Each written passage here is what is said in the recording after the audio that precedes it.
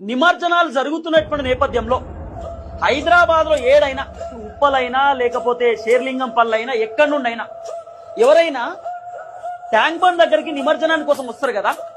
నిమజ్జనానికి వస్తున్న టైంలో ఇప్పుడు షేర్లింగం పల్లికి వెళ్ళి మంచిగానే వస్తారు. కరెక్ట్ సెక్రటేరియట్ దగ్గరకు వచ్చుడు తోటే స్టార్ట్ చేస్తున్నారు పాట. గులాబీల జెండలే రామక అనే పాట, తర్వాత దేఖ్లేంగే అనే పాట, సారే కావాలని అంటున్నదే అని చెప్పి ఇంకో పాట. ఈ పాటలను విన్న తర్వాత కాంగ్రెస్ పార్టీ లీడర్లకు ఏం చేయాలో అర్థమైతలేదు.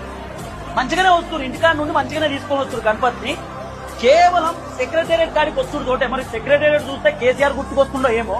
కట్టింది కేసీఆర్ కాబట్టి, అంబేద్కర్ విగ్రహం కట్టింది కేసీఆర్ కాబట్టి ఆ సెక్రటేరియట్ చూడగానే మరి కేసీఆర్ గుర్తుకొస్తుండో, కేసీఆర్ సార్ ఉంటే బాగుండి అనిపించిందో ఏమో.